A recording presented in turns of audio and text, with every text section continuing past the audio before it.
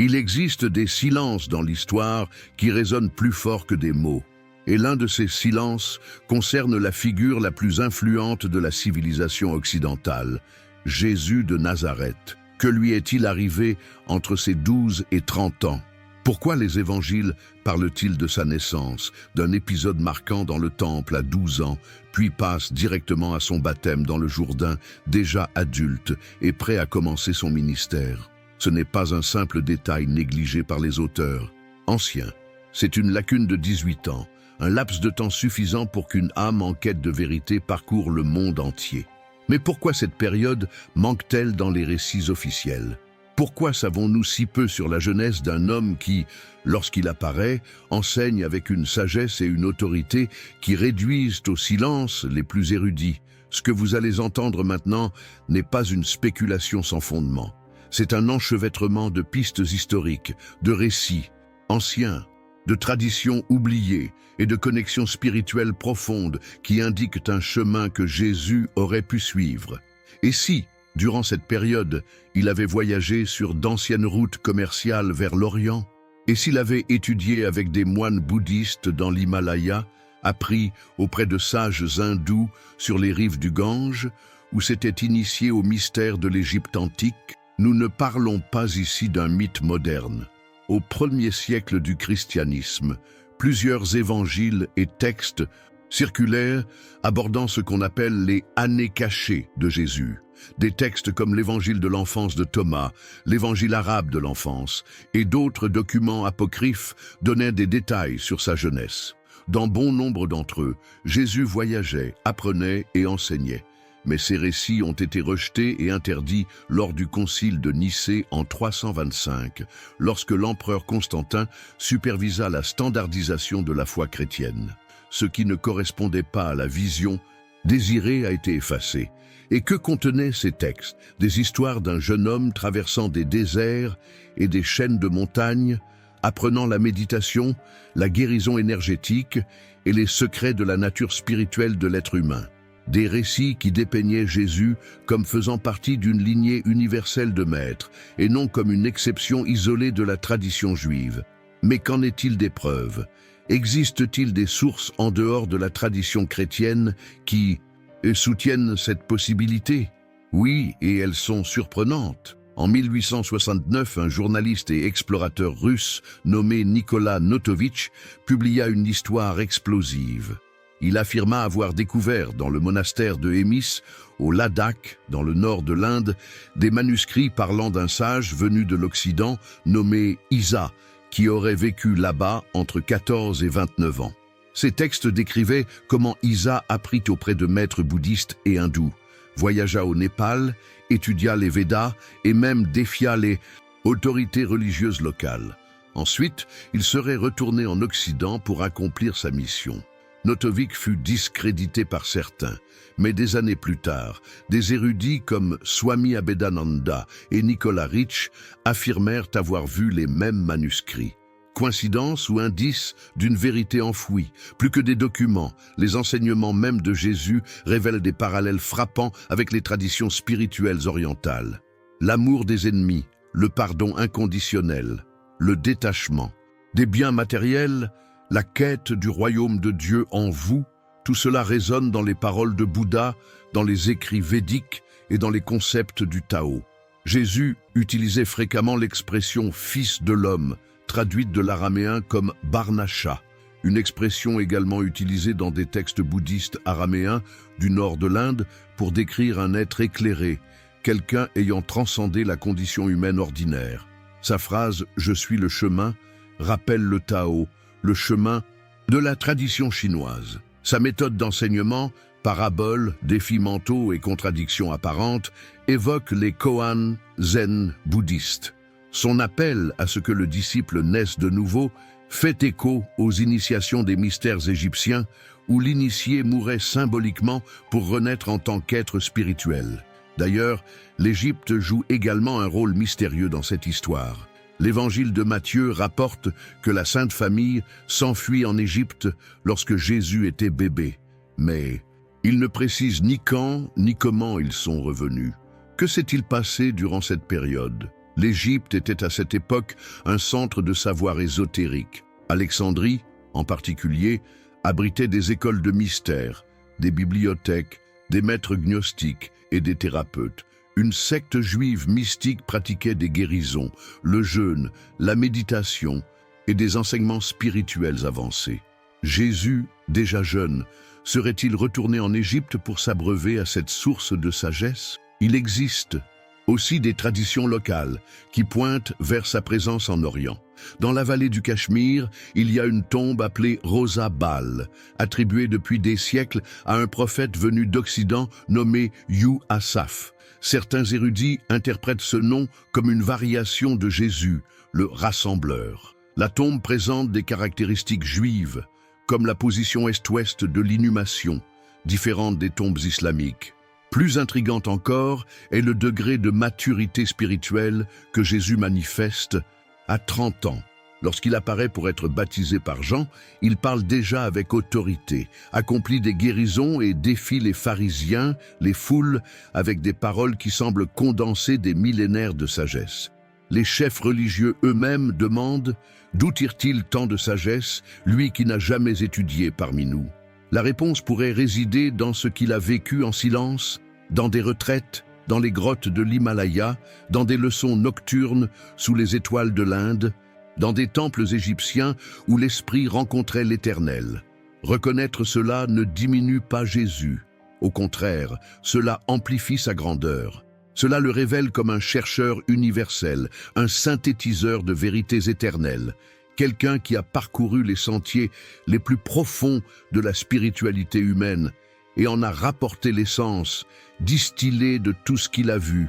Cette nouvelle vision nous invite à regarder au-delà des frontières religieuses et à percevoir que la vérité spirituelle n'est pas le monopole d'une seule tradition, mais un fleuve qui coule sur de nombreuses rives. Si Jésus a bu de cette eau, pourquoi ne pourrions-nous pas aussi?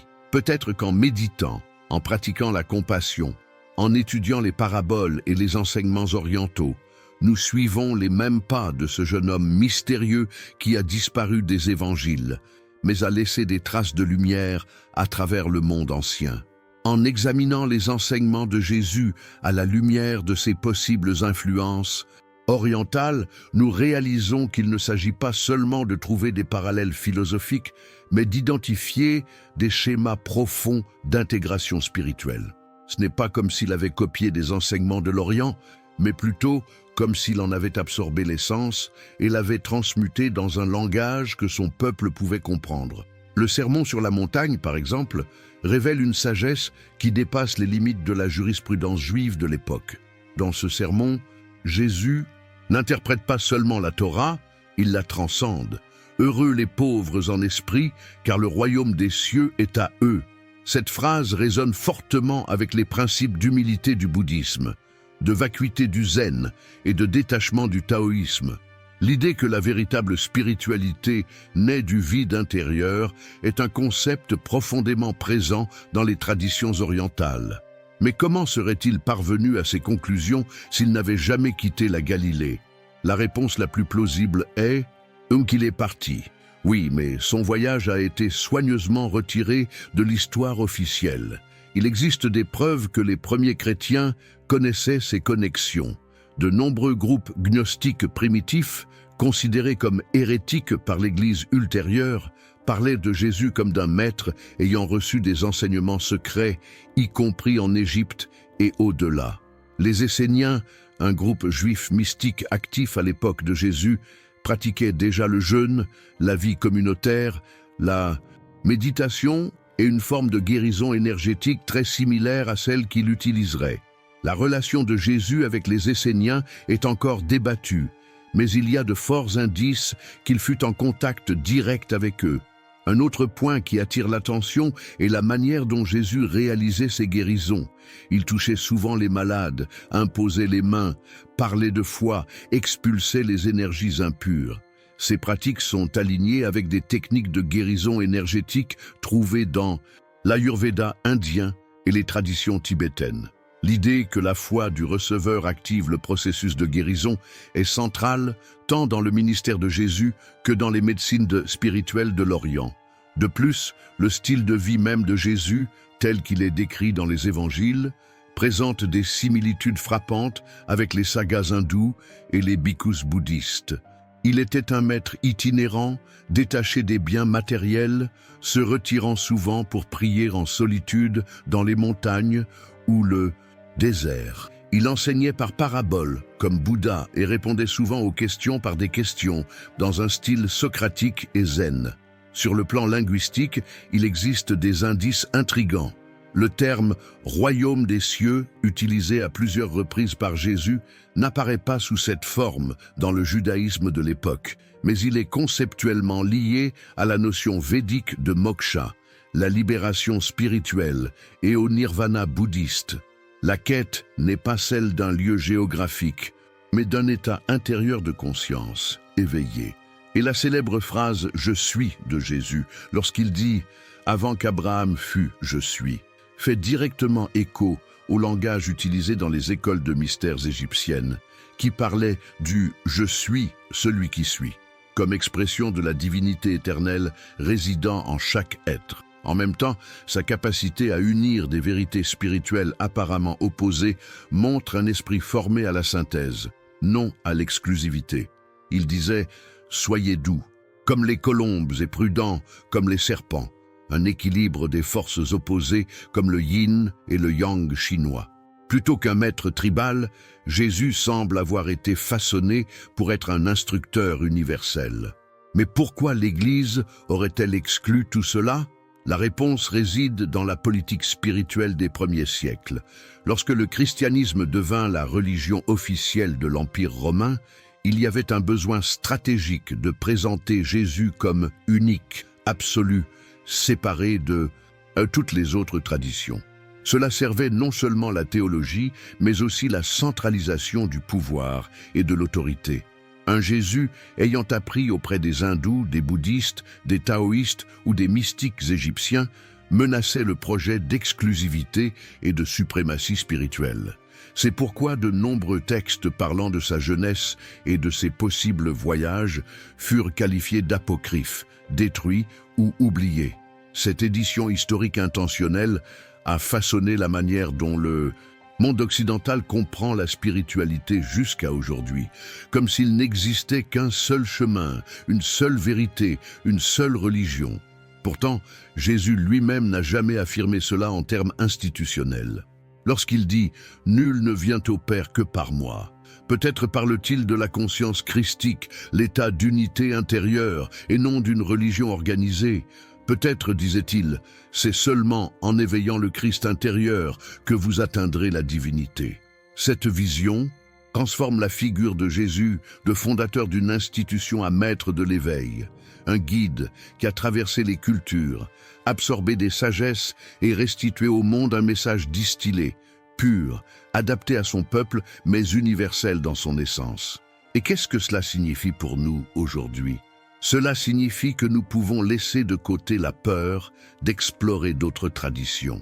Nous pouvons voir le zen comme faisant partie du chemin de Jésus. Nous pouvons pratiquer le yoga ou la méditation sans trahir notre foi chrétienne. Nous pouvons comprendre que peut-être Jésus lui-même a parcouru ces routes, s'est assis avec des moines, a lu les sutras, a contemplé les Upanishads. Cela signifie qu'il existe une liberté. La liberté de croître spirituellement au-delà des barrières dogmatiques, la liberté d'intégrer la sagesse universelle à la lumière de l'expérience intérieure. Et plus encore, cela signifie que la véritable spiritualité est interconnectée, que toutes les grandes traditions sont en réalité des fenêtres différentes sur la même lumière. Ce qui change, c'est le cadre, le langage, la culture. Mais le soleil qui brille derrière est le même. Jésus, l'homme qui a disparu pendant 18 ans, pourrait avoir été le voyageur spirituel dont le monde avait besoin. Quelqu'un qui a vu l'unité là où nous ne voyons que division. Quelqu'un qui a vécu la synthèse avant même que nous sachions qu'elle était possible. Et s'il l'a fait, nous le pouvons aussi. Nous pouvons explorer, intégrer, ouvrir les yeux, Nous pouvons lire le Dhammapada et les évangiles côte à côte. Nous pouvons réaliser que le royaume de Dieu est en nous et que la même chose se trouve dans le Tattvam Asi, tu es cela. Imaginez une spiritualité qui ne sépare pas, mais qui unit. Imaginez un monde où la compassion du bouddhisme, la sagesse des Védas, la lumière des mystères égyptiens et l'amour inconditionnel de Jésus sont les fils d'un même tissu. C'est la spiritualité que Jésus a peut-être connue et qui peut aussi transformer votre vie. Si les années cachées de Jésus furent en réalité un voyage initiatique à travers diverses traditions sacrées, alors ces paroles portent bien plus que de la doctrine. Elles portent la mémoire vivante d'une âme qui a parcouru de nombreux chemins en quête de la vérité. Et cette vérité, maintenant, frappe à votre porte. Si cette vidéo a touché votre cœur, abonnez-vous à la chaîne, activez la cloche et partagez ce message.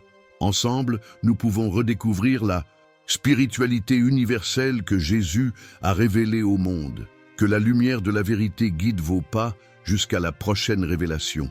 Et vous, que pensez-vous de l'idée que Jésus ait exploré d'autres traditions spirituelles? Avez-vous des expériences ou des réflexions à partager à ce sujet? Laissez vos commentaires ci-dessous, j'aimerais beaucoup lire vos pensées. Si cette vidéo vous a intéressé, abonnez-vous à la chaîne, activez les notifications pour ne rien manquer et restez avec nous pour découvrir notre prochaine vidéo recommandée. Merci d'avoir été avec nous aujourd'hui et à très bientôt pour de nouvelles révélations. Amicalement, Sébastien Benoît.